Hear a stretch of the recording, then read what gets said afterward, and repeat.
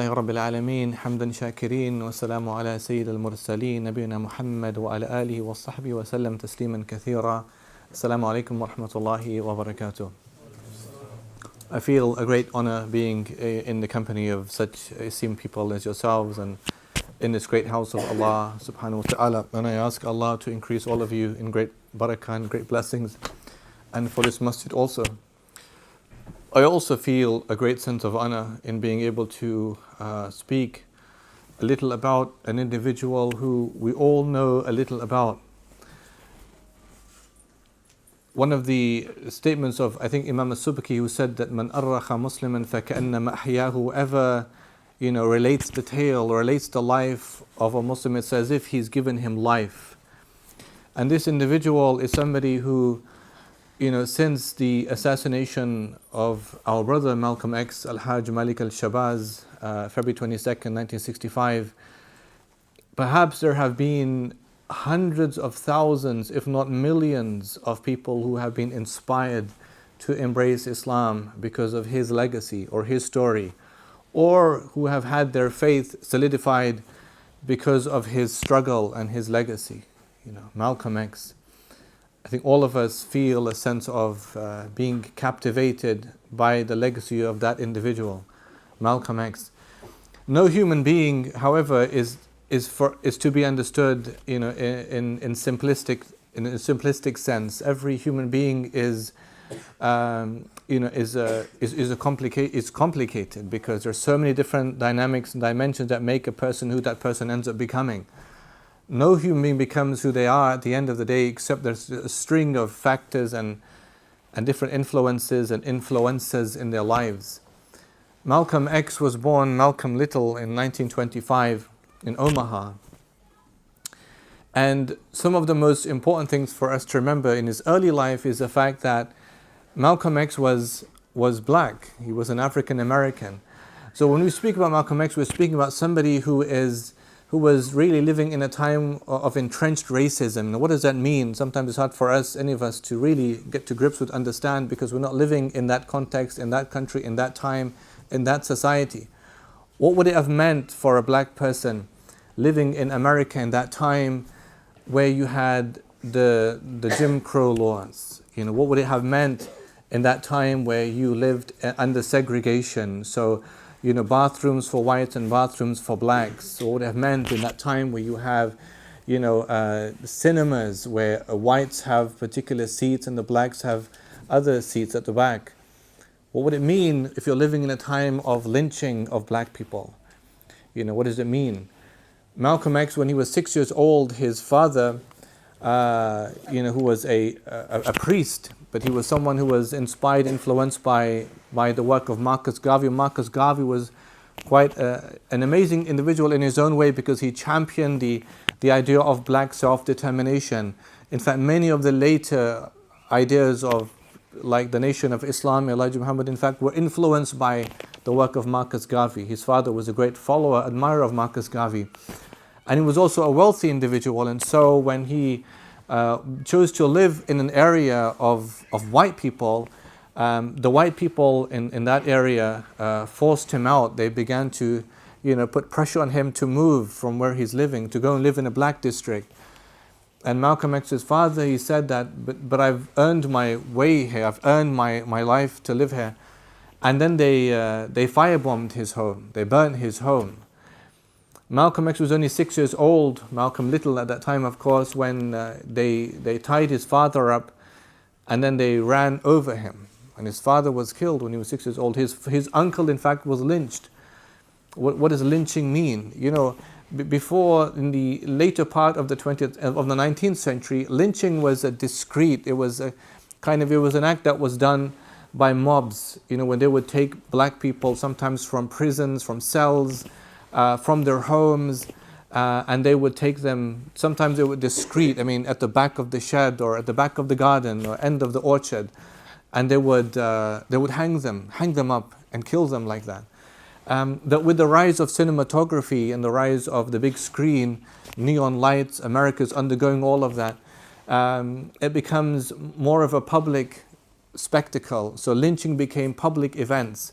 Will Mack, who was lynched, I think in 1955 or 56, there was a crowd of 1,500 people that came to see his lynching, right? So you had people who were buying popcorn and soda pop and take artifacts of his clothes, and it was seen as a public spectacle to see a black man being lynched. And then, of course, you had the rise of photography and cinematography, and so lynchings became, you had photographers who were present at the lynching, pre-lynching photographs, post-lynching photographs. Then you had lynching together with burning alive, lynching and burning alive. And this is horrendous. And so a lot of black people suffered because of this. Malcolm X's uncle was lynched after his father was murdered. So imagine a child, living with that sense of trauma. Whole idea is that a person who feels unsafe, unprotected in that environment, knowing that that person is undermined, devalued, dehumanized, otherized, is a person who the whole sense of belonging in your world, in your existential existence is questioned. And so Malcolm X then, with his and then his mother has a nervous breakdown, and so she's sent off to a mental asylum. And so Malcolm X and his siblings are separated into different foster homes. And so when he's separated, he goes to school, and the interesting thing is that in his school, it's an all-white school, and he's the only black child in that school. But he's very, very good in academic studies. He's very clever. A key moment that happens in his life is that once Malcolm X was in his class, and his teacher asked students, "What do you want to be when you grow up?" And so Malcolm Little, this young boy, says, "When I grow up, I want to be a lawyer. My aspiration is to be a lawyer." And so his teacher said, "But that is not a reasonable, occupation for using the N-word, for an N-word like you. Of course, this is disparaging, this is belittling, condescending, this is discriminatory." And then he says in his autobiography that I lost all hope. I lost hope in the education system. If the teacher is even saying that to you, and teacher then says it's more likely you should become a carpenter rather than having an expectation or a dream to become a lawyer. Malcolm X then never goes back to school. And it's interesting because he writes in his autobiography that he said, "Gentlemen, I finished 8th grade in Michigan, and then I attended junior high school in the black ghettos of Massachusetts, and then he says I attended college in the streets of Harlem, and I received my master's in prison." And that's really what made Malcolm X. What made Malcolm X is his life in prison. Malcolm X said that there's nobody, I think, who has learned and benefited more from being in prison than me. And then he also said that I see every situation in life, every calamity as a learning point. I see every tribulation as a point of edification, as a point of learning, as a transitionary process by which you're able to excel in so many different ways. It's very in line with the Islamic thinking. And so Malcolm X, therefore, when he is out of school and he goes to live with his sister in Detroit, and he takes to a life of crime. He's very impressionable, takes to a life of crime. He becomes a street peddler, he becomes a gangster, becomes a drug dealer, drug addict, criminal, thug, pimp, all of these things, and he's kind of known as the Detroit Red. That was his name that was given to him. And he's committing crime, burglaries and crimes, and he's arrested on 3 occasions. It was on the 3rd occasion when he was sentenced to 8 years in prison. He spent 6 years in prison from 1946 to 1952.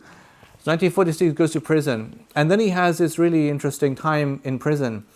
For him, in his autobiography, in his own words, he said that was the beginning point of his transformation. And therefore, if you think about any human being, whether it's Malcolm X or anybody else, everyone goes through a transformation in life, and there's different factors that make that transformation real for a person. Sometimes it's trauma.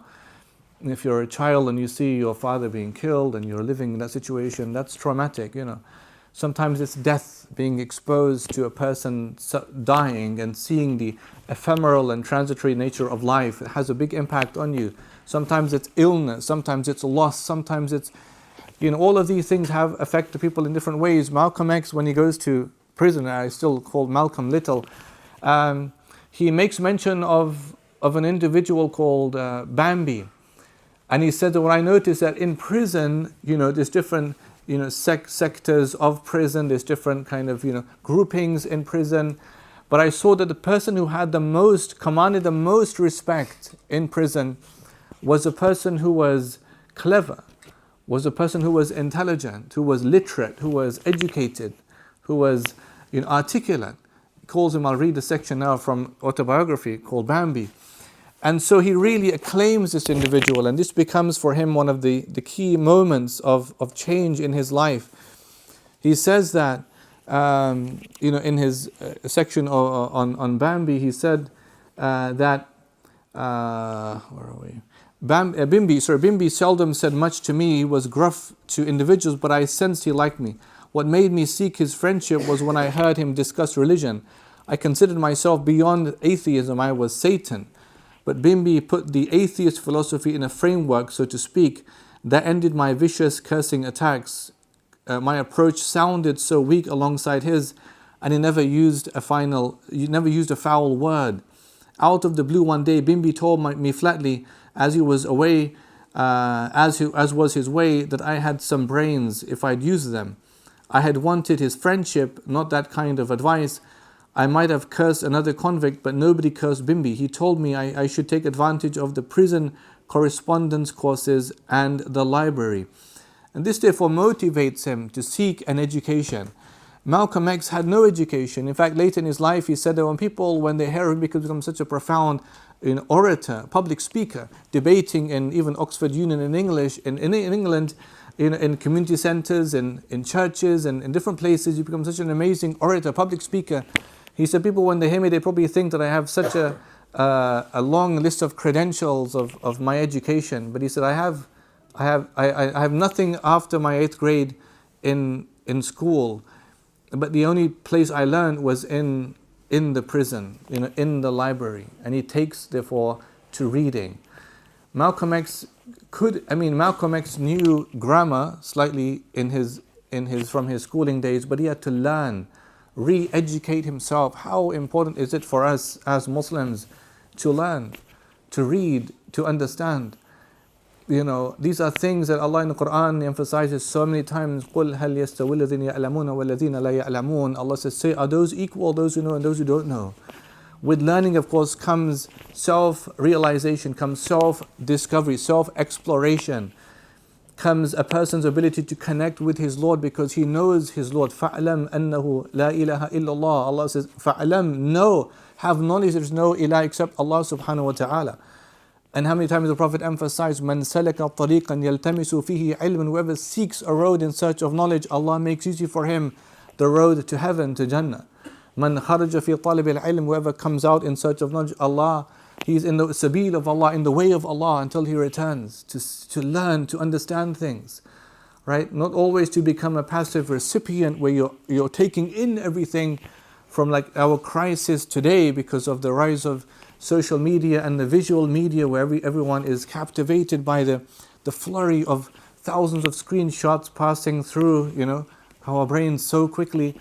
But to be patient with literacy, to be patient with the book. Malcolm X, he didn't have much of a vocabulary, so he had to learn the dictionary. In fact, he wrote out the entire dictionary entirely by himself, just to accommodate himself, to become familiar with words. And I'll read that small section for you where he describes that. He says that, here we are.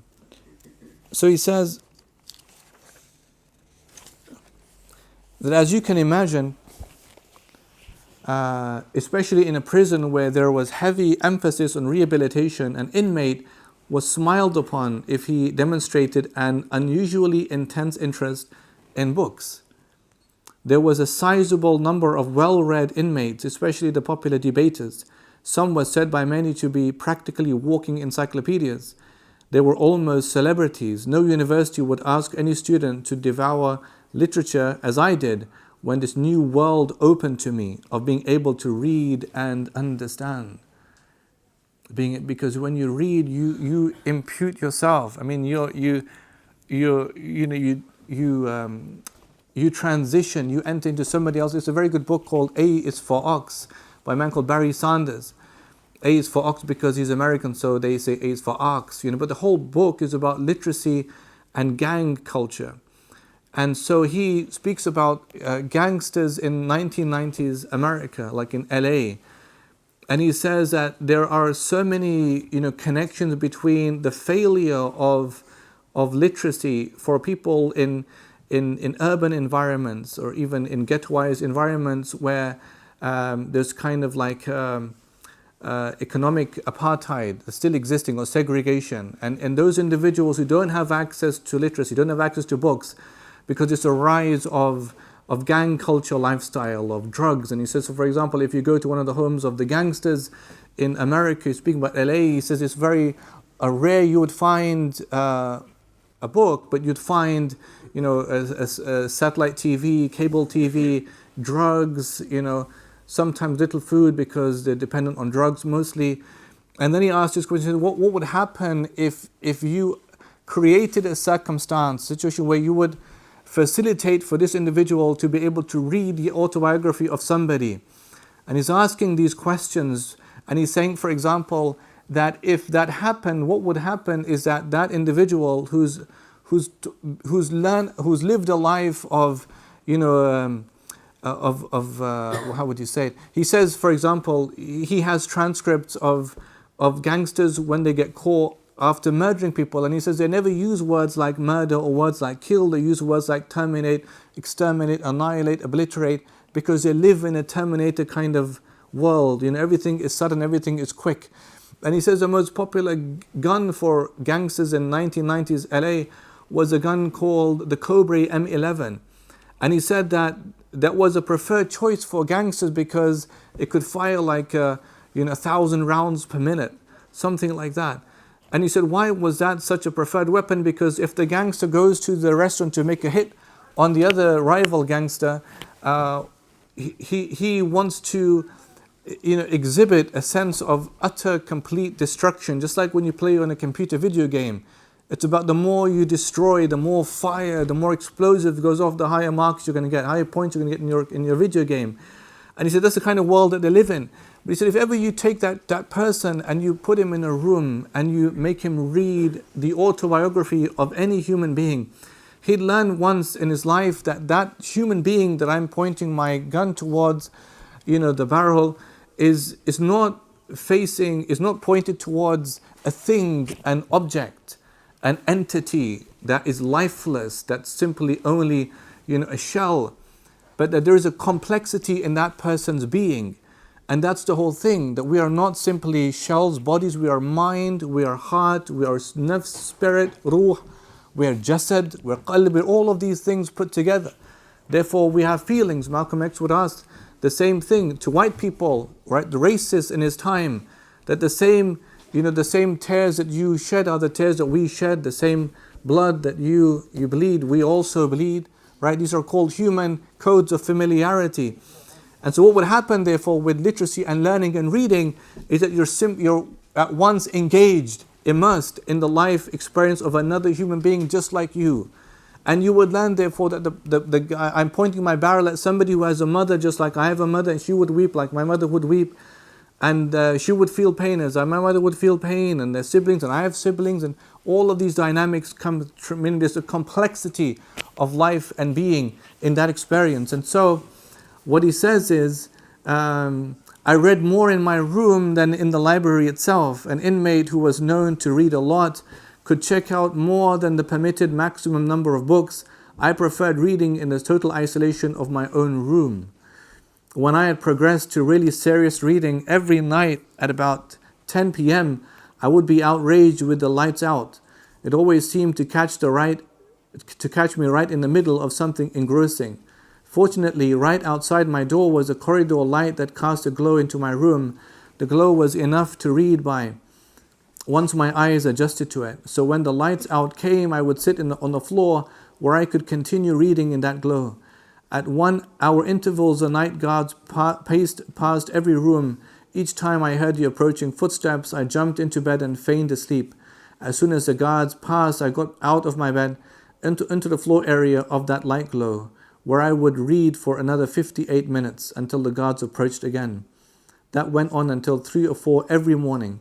3 or 4 hours of sleep a night was enough for me. Often in the years in the streets, I had slept less than that.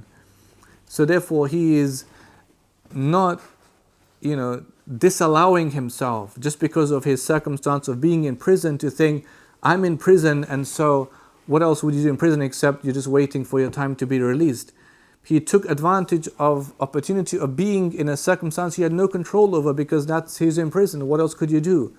Right? So his active pursuit of learning through education was transformative for him, because that means when he comes out of prison, he's a new individual. And that's what knowledge does for us. That's what knowledge does, because it means that the more we learn, the more we acquire of knowledge, the more we're able to act upon our knowledge. Right? The Sahaba would say, تعلموا فإذا علمتم فأعملوا. Learn and learn, and when you've learned, then act upon your knowledge with ilm and amal, with action and with knowledge and acting by that knowledge. Right? But of course, first you have to know, you have to learn. In his case, it was about learning about life, learning about history, learning about civilization, learning about black suffering. That was the key thing for him, right?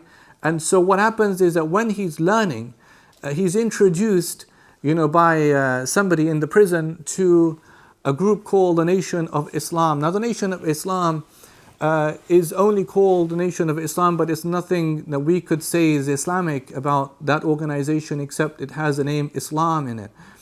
The one that they followed was a man called Elijah Poole, who became Elijah Muhammad, and he claimed to be a prophet of Allah. وَنَعُوذُ بِاللَّهِ مِنْ ذَلِكَ.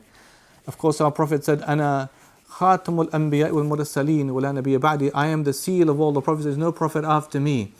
And that is our belief, and that is the correct belief. There's no prophet after the Prophet of Allah sallallahu alaihi wasallam. But in any case, he claimed to be a prophet and a prophet to the black men, and then he introduced unto them a series of theological beliefs that are very at odds, with Islam. But what made his call so motivational for black people in that circumstance, in that time, in that situation, facing police brutality, facing white racism, is the fact that he gave them a sense of, hope through self-liberation and self-determination by teaching them that there's no need for us to fear the white man, because the black man is in fact superior over the white man. The white man, he says, in fact is a devil who was created a long time ago by a scientist, called Dr. Yaqub. And it was like, the black man is supposed to have, a dominance, supremacy, superiority over the white man. The white man is just sowing corruption and evil on the earth, and nothing is good about the white man. And so the blacks, who are of course victims of all of this, racism and abuse and mistreatment and murder and lynching, they began to believe that. But the numbers of Nation of Islam were not many. They only had 500 people. By the time Malcolm X joins the Nation of Islam, the numbers was about 500 people. And so when he then decides to join the Nation of Islam, which was in prison, he wants to use his knowledge. So he wants to use all of the fact that he's learning about all of these things, and he's learning now how to write as well, to put it to good use. He begins to write letters to people, different people, friends, old gangsters he used to hang around with before in the streets. And he wants to now write a letter to who he calls Mr. Muhammad, i.e. Elijah Muhammad. And he realizes that his letters don't make very good sense because he hasn't learned very much. And that therefore motivates him even more to begin to learn more and to learn how to read and to learn how to write, only for the purpose of correspondence. So he could correspond with the man he's now going to love so much, which is Elijah Muhammad, And then so Malcolm X, therefore, in his time in prison, the most transformative moment came through his being engrossed with literacy and learning and reading and then writing. And so when he comes out of prison, he goes to visit Elijah Muhammad and officially becomes a member of the Nation of Islam. Malcolm becomes Malcolm X. So the reason why he gives himself the name X is because and he would himself explain and say that we came as slaves. And so remember, of course, the most obvious context for why the blacks were in that situation in America is because they were descendants of slaves. The Americans in the transatlantic and the Europeans in the transatlantic slave trade, traveled, took their ships, from across the Atlantic, went to Senegambia, West Africa, and by the way, almost 1/3 of them were Muslims. And they transported them on boats. Against, of course, their will. Many chose to commit suicide by jumping overboard. Many chose the path of insurrection. There's a very interesting book called Slave Insurrections, and some of the insurrections, in fact, happened on the ships where they fought back against, the captains of the ships. But in any case, when they arrived into the Americas, they were sold as slaves, and treated as slaves, as dehumanized, as subhuman entities. In the slave auctions, the mother would be separated from the child from the father, child from the mother, siblings. There's no sense of togetherness or unity in them. All right, so and they're not allowed to keep their real names, their surnames. They're given the surnames of the slave master. So if the slave master is called, Howard, then the boy would be called something, Howard. And that means they have no sense of identity, because we learn personalization, identification through naming. It's a very key thing, even in the Quran. It's so beautiful. In Surah Yusuf, for example, when the brothers are planning the murder, in fact, of Yusuf, because they said, قالوا اقتلوا يوسف أو اطرحوه أرضا يخل لكم وجه أبيكم. They said, kill Yusuf, or expel him, somewhere else in the land, and then your father's pleasure would turn towards you, because they were motivated, fueled by this sense of very deeply entrenched envy, for their brother. Then they said, we'll be pious after that. Then the one who had some conscientious objection in him, the older brother, said, قالوا, they said, قال قائل منهم لا تقتلوا يوسف. Allah says, and one of them said, don't kill Yusuf. It's very interesting, in fact, in these ayat, in Surah Yusuf, the way that the name Yusuf is used, because they could have used the dhamir, the pronoun, by saying لا تقتلوه, don't kill him. But the brother is saying, don't kill Yusuf. Some of Mufassirin, they say this is to emphasize they're still family. They're still relations. And so he felt within himself, he's still actually my brother. In fact, they're all half brothers except Benjamin. They're all real brother. He's real brother, but the others are all half brothers. But the point is, the name is very key, right? Allah, the names are given by, this is a whole tradition behind naming.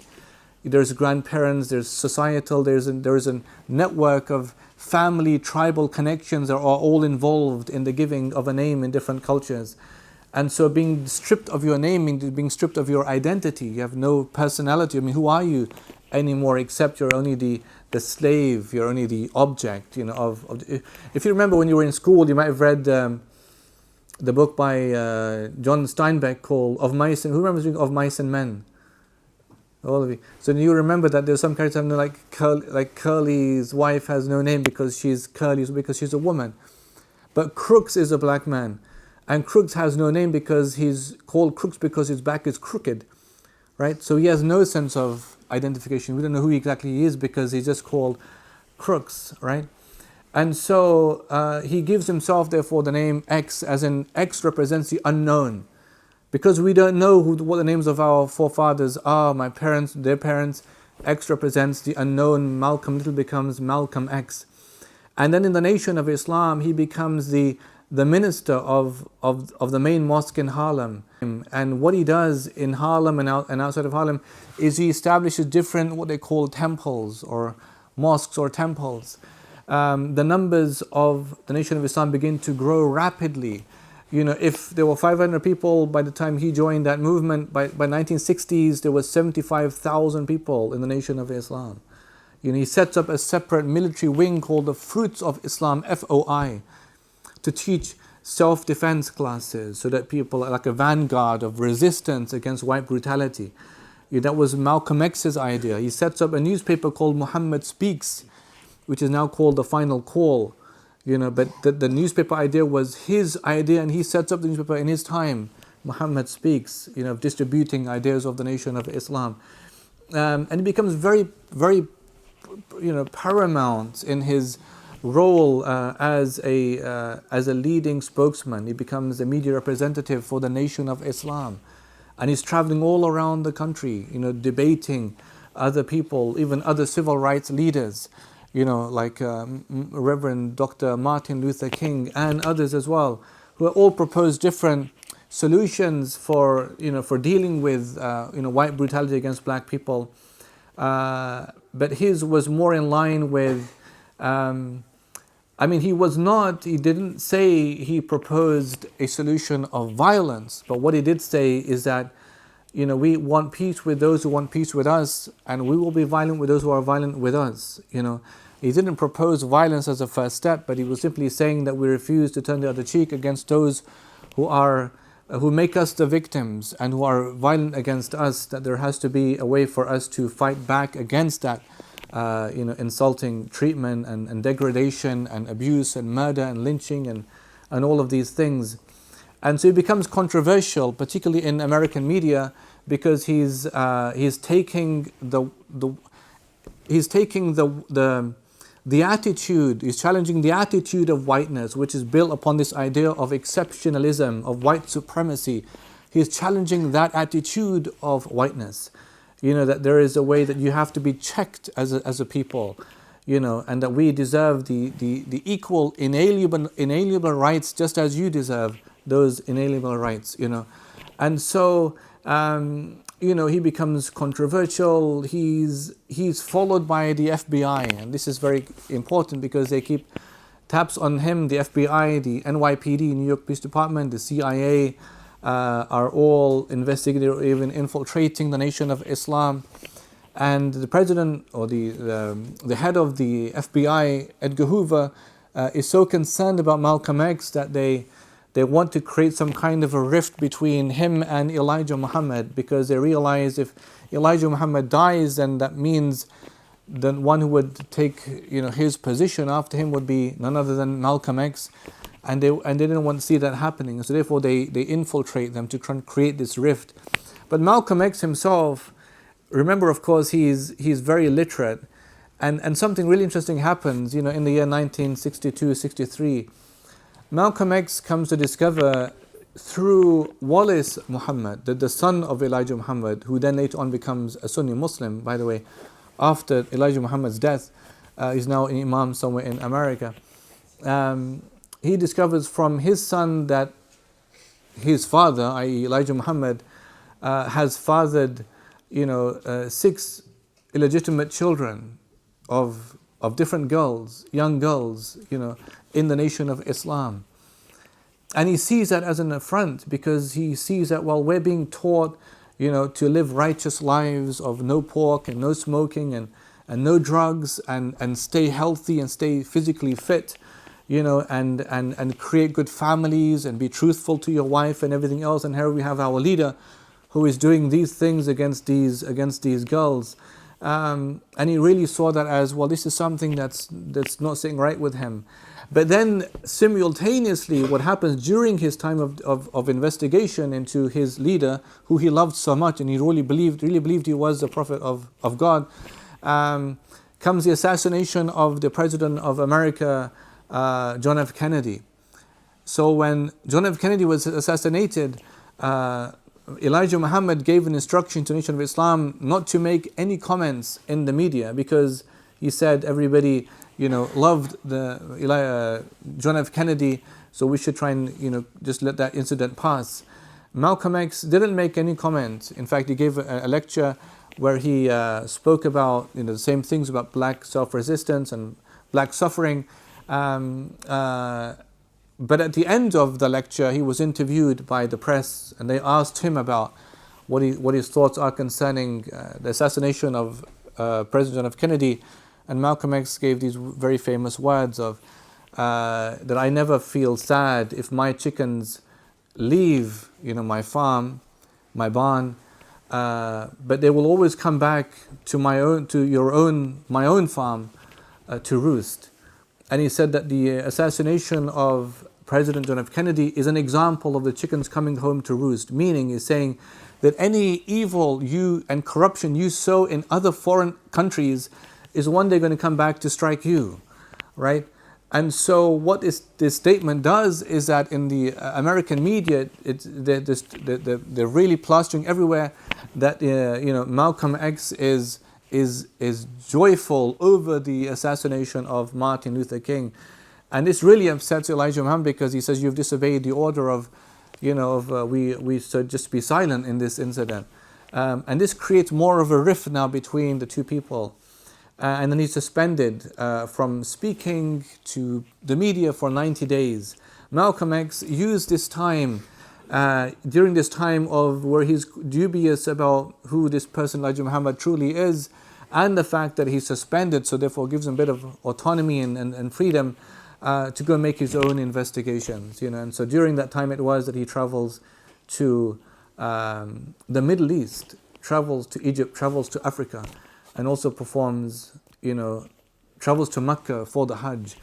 And this then, when we think about Malcolm X, we think of him mostly in light of his conversion, to Sunni Islam, where he performs. I'll read the beautiful excerpts, from the book concerning what he says, what he noticed, what he witnessed from the Muslims, in Mecca when he performed the Hajj, and how it kind of transformed his previous thoughts about racism and about the white people and everything else.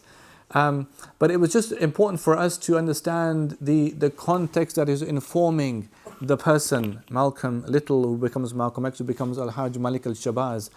And that is that there was 400 years of slavery. These people that we speak of, like even people who predated Malcolm X but became inspirational, in the Black Civil Rights Movement. People like, Harriet Tubman. By the way, Harriet Tubman, who was called the Moses of her people because she was called the conductor of the Underground Railway movement, because she kept traveling, to the South, trying to free black people, take them to the safe area of Chicago. And she had this very famous line of, we got to follow the Northern Star, because Northern Star would take them to safety. Harriet Tubman's mother's name was Amnita. Many historians, they suggest maybe her mother's name in fact was Amina when she first arrived into America. But due to forced conversion to Christianity, the name becomes changed to Amnita from Amina. That's Harriet Tubman. In that same time, there are other major events happening. Look at the 1950s. Emmett Till. Emmett Till was a young boy, 15 years old, 15, 16 years old, who travels from Chicago, which was a safe area, down south, to Mississippi, to the southern state. It was a dangerous area for black people. But his cousins lived in Mississippi. And Emmett Till tried to convince his mother to let him go to see his cousin, to stay there for a few days, and she said no because it's so dangerous. But then he convinced her, and then he goes down south and spends time with his cousins. And one day he's in a sweet shop with his cousins, and it says that he wolf whistled at a white woman, young white woman, and the white woman, she screams, when she sees him, and then she goes home and tells her husband that this is what this black boy has just done. That evening, the husband, together with the husband's friend, they go to the cabin where this young boy, Emmett Till, is staying with his cousins and the cousin's grandfather. They break the door down. They go to his bed. They drag him from his home. They take him to the Tallahatchie River in Mississippi, and they beat him so severely. After beating him so severely, they cut his body up. And then they strangle him, and then they shoot him dead, and they dump his body in the Mississippi River. the climax moment, one of the two climax moments for the civil rights movement was this murder of this innocent child, Emmett Till. And so now when they find his body in the river, the police they put the body in a box, in a wooden casket, and they seal it. And then they inform his mother, Maya Till, that this is what's happened to your son. But they say to Maya Till, the mother, that we request you not to open the casket, because he was so disfigured. He was so badly disfigured, on his face and his body. They said, don't open the casket. But she says, but I want to see what you did to my son. And she sees him, and then they said to her on the funeral, please have the funeral in a closed casket, so people don't have to see his face, his body. And she said that you did this to my son. I want the world to see what you did to my son. They said 1/3 of all people in that church on that day fainted when they saw his face. I mean, you can see it's just disgusting what they did to him. But it becomes really a watershed moment in the civil, because what else is it inspires people. One of the philosophies of Martin Luther King, by the way, Dr. Martin Luther King, was that Martin Luther King, he had all of these he had these things called sit-ins where you had segregation of blacks and whites, where blacks were not allowed to sit in white restaurants, but they would go and just simply sit in, called a sit-in. And then the shop owner or would ask them to leave, and then they would refuse, and then the police would come, and they would spend time in prison. And these things kept happening. One of Martin Luther King's philosophy was the idea that, white America is not at this stage prepared to recognize our suffering. It's called the media or the compassion fatigue. It's like if you see images on TV and you see them once and twice, then you feel like turning the channel because you don't want to face the fact that somebody else somewhere is suffering, or you don't want to feel a sense of responsibility. It's called diffused responsibility. You want to feel like, let other people deal with it. Why would I want to feel sad or sorry or responsible for that suffering? And so his philosophy was that people have to see black people suffering for them to even feel a sense of moral responsibility, as opposed to being bystanders, to end up ever becoming like having the feeling of wanting to rescue black people in their victimhood. And so, in all of these attacks and vicious beatings, the idea was to let the world see the face of America. So the killing of Emmett Till becomes a very, very big moment in the civil rights struggle, because it meant a lot of white people are now exposed to seeing, well, this is the real face of brutality. In the same year, you have the beginning of the Montgomery bus boycott with Rosa Parks, an amazing young woman. Rosa Parks, the woman who stayed seated on the bus when the white man came in, and she had to give him space, because if the bus is full, right, and a white man comes in and there's a black person sitting on the front seat, that black person has to give that seat to the white person. This is how it was in America. And so she refused, and she's remained seated on the chair. Later on, she said, she was interviewed and asked, why didn't you get up? Why didn't you get up? And she said, well, some people, they think I didn't get up because I was too old. She says, I was in my early 40s, I wasn't very old. So that's not the reason. She says, some people, they think I wouldn't get up because I was tired after a hard day's work. She says, I wasn't any more tired than any other day of work. She said, the only reason I didn't get up because I was too tired of giving in.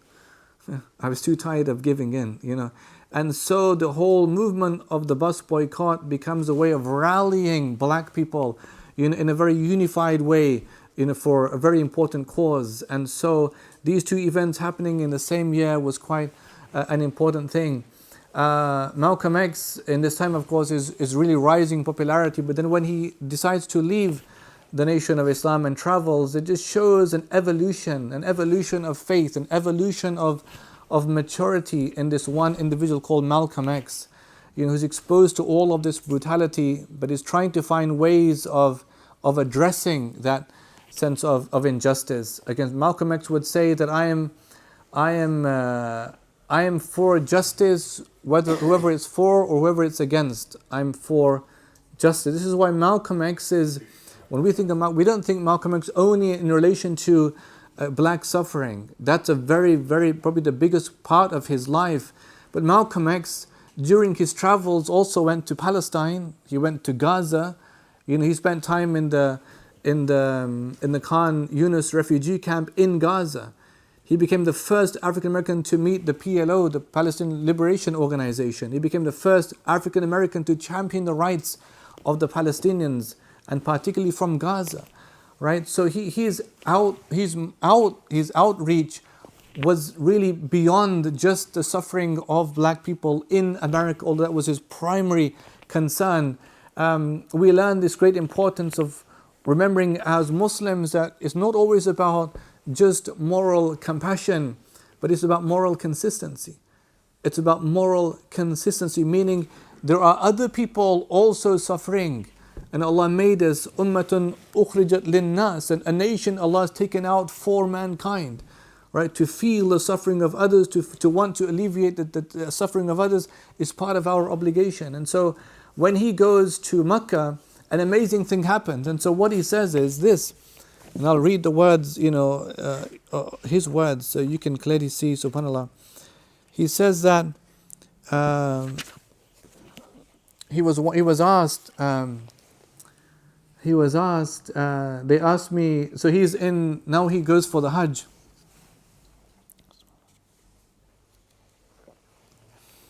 And he said, I only knew what I had left in America and how it contrasted with what I had found in the Muslim world. He said the color blindness of the Muslim world in its religious life and the color blindness of the Muslim world in its human life had the deepest impact on me in reversing my previous stereotypes. Look at that. Look at that, subhanAllah. This is why we should remember always that other people are seeing us.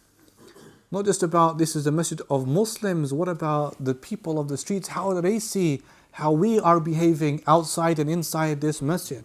It's all about perceptions. Perceptions. Yesterday we had after Jummah khutbah, a young boy came inside the masjid called Nathan. He came inside the masjid, and I said, but he didn't hear the sermon. My khutbah was on Malcolm X yesterday because 21st was the anniversary of the assassination, and I said, did you hear the sermon? And he said, no.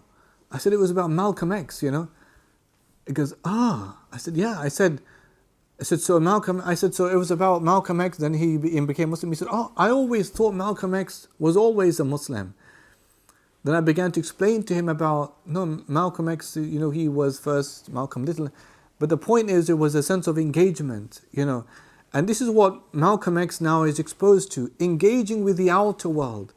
The outer, aside from your inner circles, we have inner circles and outer circles. Oftentimes, if we're simply entrenched in our inner circles, we don't become very cognizant of the fact there's an outer circle who are witnessing what's happening in our inner circle. That outer circle is extremely important because those are the people who are potentially going to become Muslims or learn about Islam.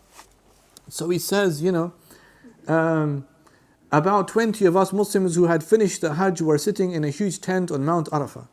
As a Muslim from America, I was the center of attention. They asked me what about the Hajj had impressed me the most. One of the several who spoke English asked, they translated my answers for the others. My answer to that question was not the one they expected, but it drove home my point. I said, the brotherhood. The people of all races, colors from all over the world coming together as one. It has proved to me the power of the one God. Allahu Akbar. It may have been out of taste, but that gave me an opportunity and I used it to preach them a quick little sermon on America's racism and its evils. Look how Allah has given us so many a cure, so many a solution, so many an answer to things still plaguing the world today. The reason why Malcolm X is still remembered and spoken of is because the things he was addressing, what? Imperialism. He was addressing empire. He was addressing racism. He was addressing othering. He was addressing slavery. He was addressing discrimination. All the things that he was doing are still things prevalent in our world today. This is why the call and the concern of Malcolm X is still the concern of us today. You know, Malcolm X was someone who put that sense of moral responsibility and he connected it to moral compassion. And he put self-sacrifice over self-interest. You know, when he goes to Africa, he meets with all the African leaders. Can you imagine? Presidents. He says in his own, he says that they made me sit, you know, where presidents sit. You know, and he says that they said to me, we are all offering you jobs. Heads of state offering him jobs. And they say that, you know, you stay here, we'll give you refuge. No need to go back to America. Malcolm X refused and he wanted to go back to America. I mean, that's the danger zone. That's the danger zone, you know. But that's where the struggle and the sacrifice was. And so when he's in the Hajj, therefore, he says these words, subhanAllah, he says that, never have I witnessed such sincere hospitality and the overwhelming spirit of true brotherhood as is practiced by people of all colors and races here in the ancient Holy Land, the home of Abraham, Muhammad, and all the prophets of the Holy Scriptures. Just imagine that for a second, you know, that sense of unity of purpose, unity of man. Allah in the Quran says, subhanahu wa ta'ala, يا أيها الناس إنا خلقناكم من ذكر وأنثى وجعلناكم شعوبا وقبائل تعارفوا إن أكرمكم عند الله أتقاكم. Allah says, O people, we created you from a male and a female, and we made you into nations and tribes so you would recognize one another. It doesn't mean so you would harbor dissent and rivalries and hatred for one another. It means you would have a sense of common recognition that there are differences, and that's from the miracles of Allah. How do we know? Because Allah is saying, وَمِنْ آيَاتِهِ خَلْقُ السَّمَاوَاتِ وَالْأَرْضِ وَاخْتِلَافُ اللَّيْلِ وَاخْتِلَافُ أَلْسِنَتِكُمْ وَأَلْوَانِكُمْ. Allah says, and from the signs of Allah is the creation of the heavens and the earth, and the differences in your colors and differences in your tongues. Meaning you speak different languages and you look different with different complexions. This is why when Islam came, I mean, look at the freedom that Bilal found in Islam, radiallahu anhu.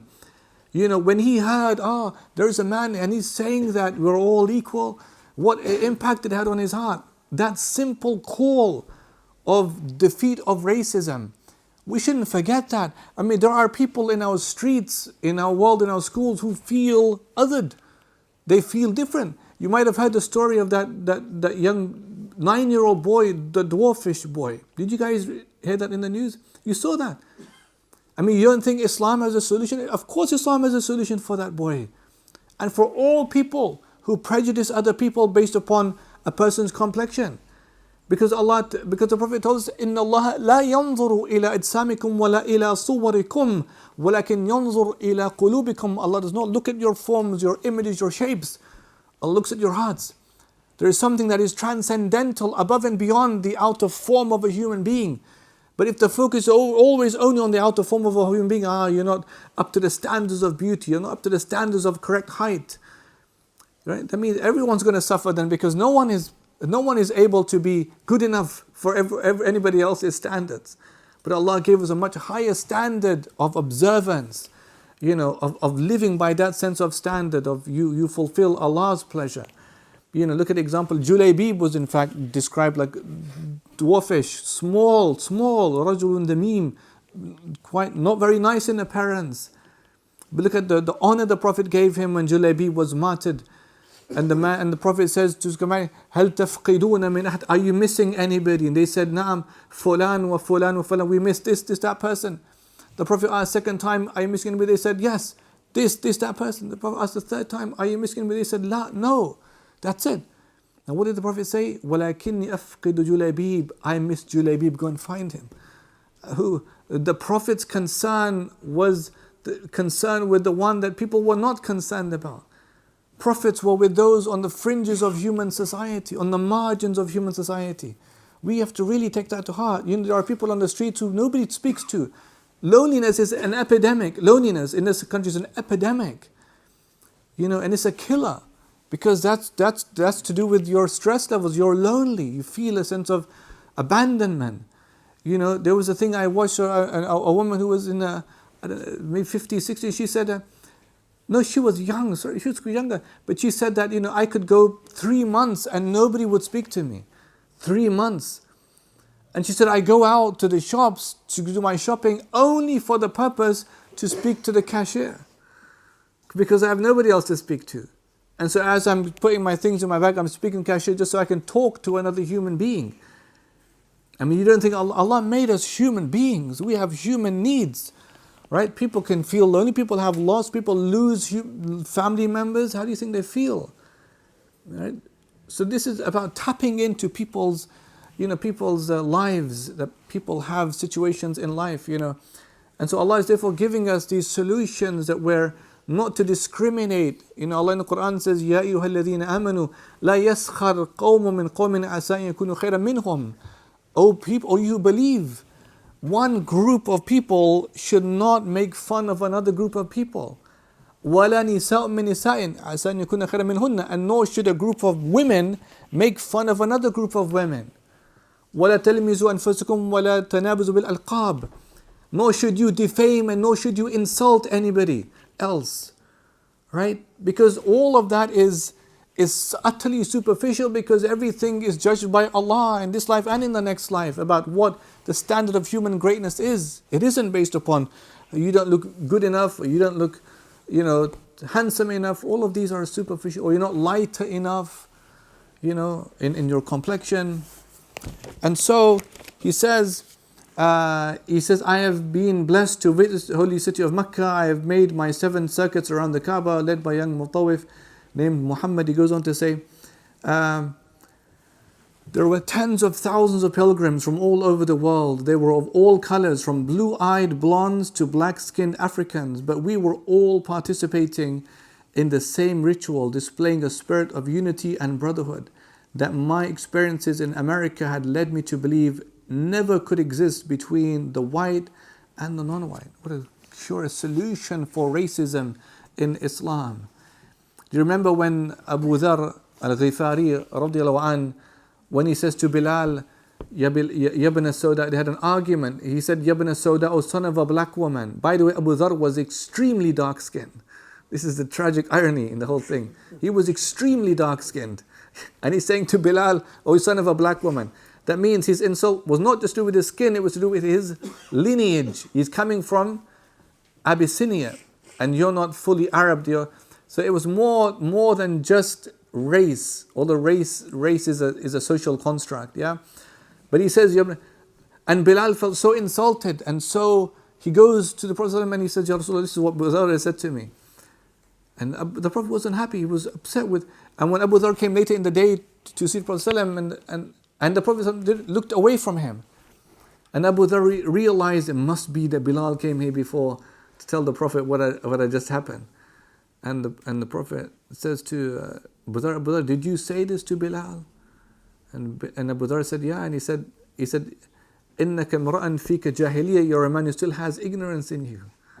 Like that racism is pre-Islam. That's pre-Islamic. That isn't where we are. And so it's a very important occasion, important lesson learning for both Abu Dharr. And then there was this reconciliation. And so Abu Dharr says to Bilal, I want you to put your foot on my cheek. Put your foot on my cheek, and as a way of penance, as a way of atonement, as a way of me feeling humbled by you. And Bilal says, no, but your cheek is one that deserves to be kissed, not to have a person's foot on the cheek, but deserves to be kissed. This is the whole point of idfa' billati hiya ahsan, repel evil with good. And Allah says, فَإِذَا الَّذِي بَيْنَكَ وَبَيْنَهُ عَدَاوَةٌ كَأَنَّهُ وَلِيٌّ حَمِيمٌ. It will be the one between you and him. There is enmity, you'd become as mutual friends. This amazing experience. He says, throughout my travels in the Muslim world, I've met, talked to, and have eaten with people who in America would have been considered white, But the white, this is the key thing, but the white attitude was removed from their minds by the religion of Islam. You see, but the white attitude had been removed from their minds by the religion of Islam. I've never before seen sincere and true brotherhood practiced by all colors together, irrespective of their color. Right? This is a very, very, very powerful moment in his life, to see what he had never seen in America could ever happen, and he's seeing it being displayed by the Muslims, in the Hajj. Allahu Akbar. He says, we were truly all the same, brothers, because their belief in one God had removed the white from their minds, the white from their behavior, and the white from their attitude. Didn't our Prophet say, Allah, on Hajj, the Prophet said, Allah la fadlun li Arabi ala ajami, wala li ajami ala Arabi, wala li ahmar ala aswad, wala li aswad ala ahmar, illa bit taqwa. He says, there is no virtue of an Arab over a non-Arab, or a non-Arab over an Arab, or a black over a white, or a white over a black, except by the scale and the standard of taqwa, of a person's closeness to Allah subhanahu wa ta'ala. He says, Ya ibn Adam, O son of Adam, kullukum min Adam wa Adam min turab. All of you are from Adam, and Adam was from dust. Right? That you're all one and the same, and that the equal. You're just all humans. At your basic level, you're just all human beings, and you join and you grow from that point onwards. So Malcolm X, therefore, has this. He says, never have I been so highly honored, never have I been made to feel more humble and unworthy. Who would believe the blessings that have been heaped upon an American Negro? A few nights ago, a man. So this is really groundbreaking for him as a man who has now made this transition away from the nation of Islam and the racism, because that's also black supremacy. That's black supremacism, to teach that white people are devils and there's no good in white people, and blacks are the supreme race. They even say, when a'udhu billah, that God himself is black. So they have all of these beliefs coming in, to challenge white supremacy, but it in turn becomes black supremacy. And he sees the way that's kind of, neutralized, in Islam in its true essence. Malcolm X, when he returns back to America, he sets up two organizations. One's called the Muslim Mosque Incorporated, and he says in his own autobiography that this was I wanted to make it a way for teaching people about Islam. I mean, he's giving da'wah, calling others to Allah, calling others to the trueness of Islam in Muslim Mosque Incorporated. He said, I want to make it a way for people to learn about Islam. Another one called African American Unity of African American Organizations. That this is a way for having more of an inclusion, of spirit between other African American leaders. And there's something that you might not know. There is a very, very powerful thing. In 1964, 64. Martin Luther King. So you probably think that they're kind of always at odds, Martin and Malcolm, and one's all about non-violent resistance, and the other one could advocate violent resistance if the needs are there for that. 1964, Malcolm X sends a telegram to Martin Luther King because the KKK, the Ku Klux Klan, was planning to disturb a rally that Martin Luther King was holding, I think in Alabama. And so he sends this dispatch to him, telegram, you could even read it, it's online. And he sends the telegram to him, and in the telegram he says that, just to let you know that we also have brothers, who can be there for you. You just give the word, and we'll bring our brothers to help you, to help protect your lives, at the rally.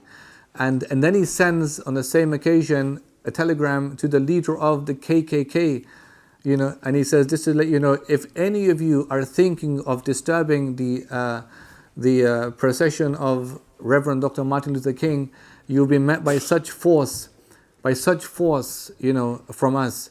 And he ends his letter by saying, with a dot ellipsis, and it says, by any means necessary.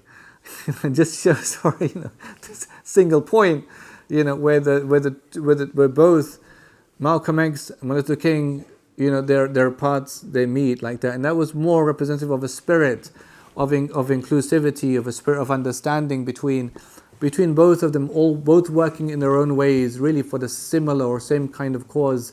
But it just shows how Malcolm X is now evolving, because even his mindset about the solution, he says, I'll work with anybody, white person, black person, as long as you understand, the gravity of the circumstance facing my people, I'll work with you. And there were, of course, many white people who were also advocates for ending of abuse and mistreatment and racism towards black people. And so Malcolm X causes such a situation in the nation of Islam, because he's beginning to openly declare in media that Elijah Muhammad is not the man he claims to be, that this man is a fraud, he's a hypocrite, he can't be the prophet of God and everything else. And the nation of Islam, on that day, on February 21st, 1965, there is a very good TV series, maybe you've seen on Netflix, called Who Killed Malcolm X? And the brother who produced it, Abdurrahman, who is a revert brother, spends 20 years trying to find out who really killed Malcolm X.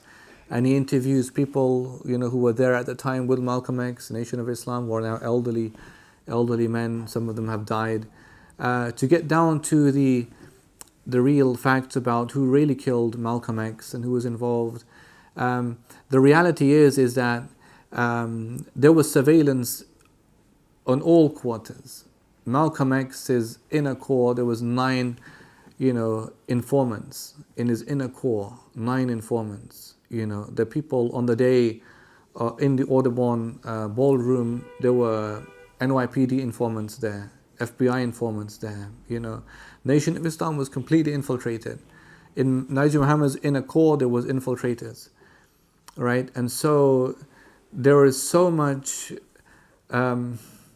likelihood that whatever did happen that day, it happened with the knowledge of other parties outside of the Nation of Islam. There were people who pulled the triggers were members of the Nation of Islam. They were members of the Nation of Islam. But the fact that there was no real police presence on that day, the fact that all the other speakers cancelled on that day, Malcolm X, by the way, he knew his time. He even said, I believe I'm living on borrowed time now. I'm living on borrowed time. He says, every new day for me is a day where I believe it's just another borrowed day. Because he knew that the situation was so intense between him and the Nation of Islam. It was very likely, he says, that if all it would take is for the leader, Mr. Muhammad, to give a signal, and one of them would respond because they think they're doing it in the name of Allah, in the name of God. And so this would happen, and so it was on February 21st. He goes to deliver his speech, as you've probably seen the things from the Denzel Washington movie Malcolm X, or seen the pictures where he stands to deliver his speech. One of the things that I think it was Imam Siraj Wahaj says that on that day, the person who was introducing him is usually the person that sits next to him, on the stage. And on that day, Malcolm X, he said, I don't want you sitting next to me, I want you sitting at the back, obviously, of the ballroom, And maybe this is an indication that he believed that maybe that was the day that he would be shown. And Allah knows best, of course.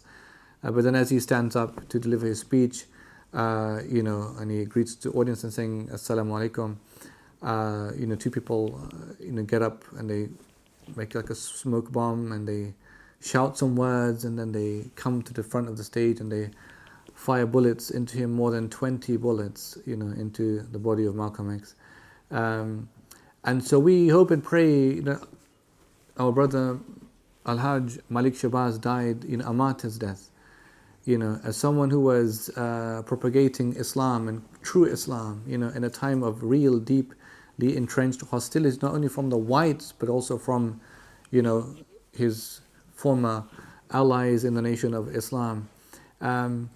It's really interesting if you think about the life of Malcolm X, Al-Hajj Malik Shabazz, because, like I said, in our quite contemporary time, to think of a person who really lived by principles of courage and bravery and resistance. There is so much for us as Muslims to think about, in light of the kind of concerns that Malcolm X had. Like I said, in speaking truth to power. The Prophet said, "Afdalul jihad, kalimatu haqqin in the sultan." The best jihad is to speak the truth in the face of the tyrant ruler. And Malcolm X really, he did that. Malcolm X was someone who believed that the plight and suffering of other people is much bigger than your own life, much bigger, it transcends that. That if you learn to put, compassion over greed. In fact, look at this. Once he was asked in an interview. This is just before. This is in the January, I think, when he was. This was, I think, in the January or the February. Yeah, and this is January. So this is 1 month before his assassination.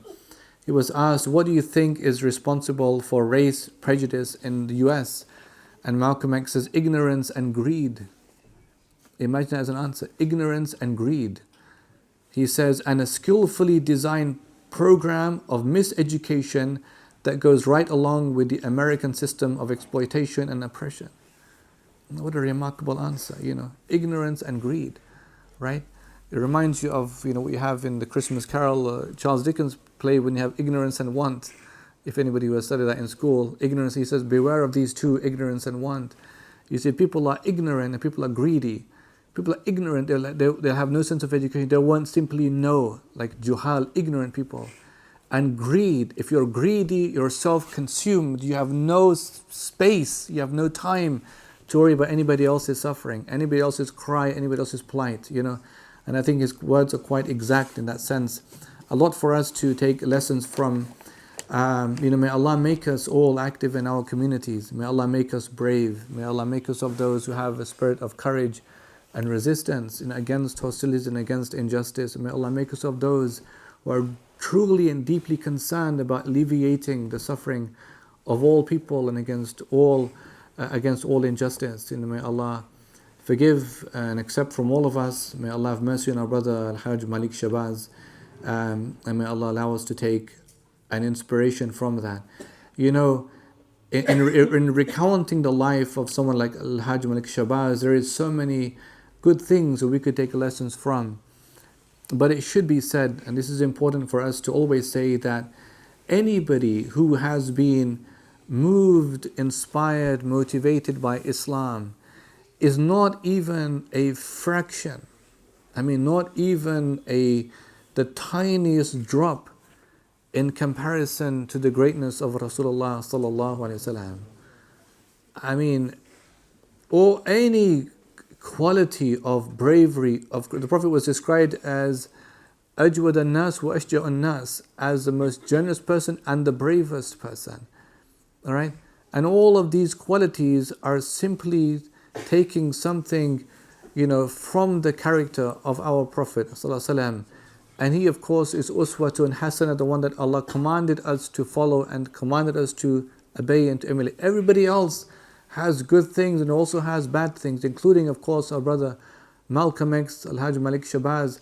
But we do admire the fact that a human story of somebody who transitions and evolves and became who he became, and a great kind of a hero in that sense, for Islam and Muslims, and for us to teach our children about. I think it's very commendable.